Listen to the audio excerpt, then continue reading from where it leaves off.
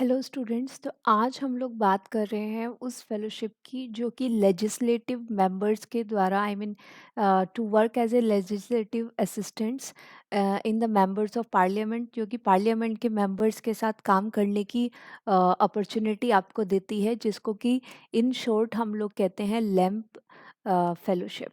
इस फेलोशिप में आइए देखते हैं कैसे आप लोग अप्लाई कर सकते हो और कैसे आप इसमें आगे बढ़ सकते हैं।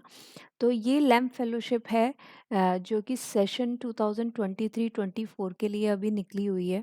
इसका जो लास्ट डेट है वो आपका जनवरी 2023 में है और ये आपकी लगभग हर साल निकलती है। तो हर साल आप लगभग दिसंबर के आसपास इसका नोटिफिकेशन देख सकते हैं फर्स्ट वीक में। So let's move to other perspectives of this fellowship. तो नेक्स्ट आपका है कि आपको क्या करना है अगर आप इस फेलोशिप के लिए अप्लाई करते हैं, तो व्हाट डू यू एक्सपेक्ट कि आप वहाँ जा कर के क्या करेंगे। तो LEMP fellowship provides an opportunity to be mentored by members of parliament for a period of 10 to 11 months। तो आपको जो उनके साथ काम करने की अपॉर्चुनिटी मिलेगी वो 10 से 11 मंथ्स के लिए मिलेगी, subject to the parliamentary calendar. यानी कि अगर मान लीजिए पार्लियामेंट्री जो कैलेंडर है वो आपका 10-15 दिन कम चलता है या ज़्यादा चलता है, तो उसके हिसाब से आपकी अपॉर्चुनिटी यानी उनके साथ काम करने के लिए जितने आपके दिन है वो आपके बढ़ जाएंगे। During the course of the fellowship, the fellows will get the opportunity to engage with experts from diverse sectors. That is true, क्योंकि वो आपकी पार्लियामेंट है तो डेफिनेटली वहाँ पे बहुत बड़े बड़े एक्सपर्ट्स इधर उधर से आपके आए हुए होंगे, डिफरेंट डिफरेंट सेक्टर्स से हमारी सोसाइटी के। तो आपको उनके साथ इंटरेक्ट करने का मौका मिलेगा।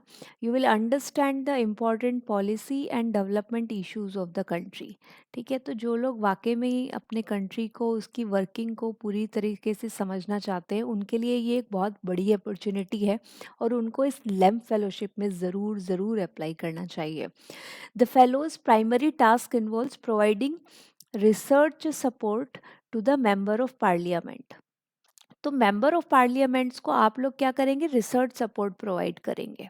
ठीक है, उसके बाद आप क्या करेंगे, significant amount of the research lamp fellow will undertake will be parliament related, such as inputs for bills, parliamentary questions, policy discussions and standing committee meetings। तो बेसिकली आपका जो एक्ट है, आपका जो काम है, वो कहाँ कहाँ इन्वॉल्व होगा। वो इन्वॉल्व होगा कि कुछ बिल से आपको इनपुट देना है, या पार्लियामेंट्री क्वेश्चंस के लिए आपको कोई इनपुट देना है, या फिर जो पॉलिसी डिस्कशंस हो रहे हैं पार्लियामेंट में, उसके लिए आपको कुछ अपना कंट्रीब्यूशन देना है, या स्टैंडिंग कमेटी मीटिंग्स में आप अपना कुछ कंट्रीब्यूशन देना चाहते हैं। Okay, it's a very very good opportunity, you should definitely apply for this. So next इसमें आपका आ जाता है कि इन शॉर्ट अगर हम कहें कि भाई आपकी रेस्पॉन्सिबिलिटीज़ और रोल्स क्या होंगे, इससे पहले वो एक आपको थोड़ा सा डिटेल में और एक लेमन लैंग्वेज में आपको बताया गया है यहाँ पे एकदम सधे हुए तरीके से कि आपको करना क्या होगा। So first will be legislative research, second will be data analysis, third will be framing parliamentary questions. Okay, so it's a very good opportunity. That means if you wish that how a question should be asked, you can definitely frame it and it will be done in your way, not necessarily but maybe। Background research parliamentary debates, यानी कि वो debates जो आपको TV पे नहीं दिखाई जाती, right, उन डिबेट्स में आप पार्टिसिपेट कर सकते हैं। Research for standing committee meetings, standing committee meetings जो होती है उनके लिए आपको कुछ इनपुट्स देनी है, लाइक पहले से आप रिसर्च करके रखें और फिर बताएं कि भाई यहाँ पे ये चीज़ें और हो सकती हैं। Drafting private member bills, right, it's a very good opportunity to work for it if you really wish to understand the working of the parliament, our country, and how the policies are made। The media related work including drafting press release, तो जैसे कि आपको, आप जानते हैं government press notice release करती है और वो सारी चीज़, तो उसको ड्राफ्ट करने का भी आपको एक मौका मिलेगा। Preparing interventions for TV appearances, right, research for constituency related issues, interacting with stakeholders. So it's a very good opportunity, right? So those who are interested for UPSC exam, like they want to become an IAS, IFS, etc., or want to go on gadgeted A level public dealing jobs, they can definitely try for it. But then उसके बाद आपका eligibility क्या होगा वो देख लेते हैं.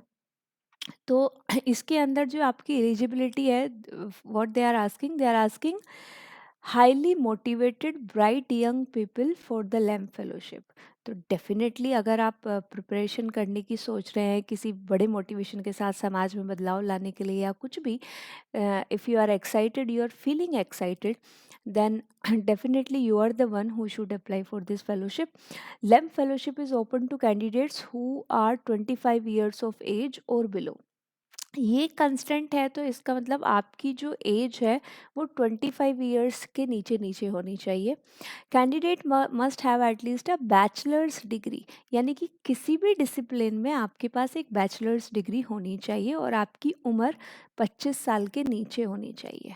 ठीक है, तो बैचलर्स डिग्री आपकी ये आपका कोई भी बैचलर डिग्री हो सकती है आपके पास, BA, BSc या anything anything. Okay, now only Indian citizens are eligible for the LAM fellowship. Okay, so if you are outside from the India, like from Bangladesh or Nepal or Bhutan or something, or Sri Lanka, you cannot apply for this fellowship. The link to apply for the fellowship is this, prsindia.org. I have also given this link in the description box, so you can just check out the description box and click on the link for the more details and apply as soon as possible.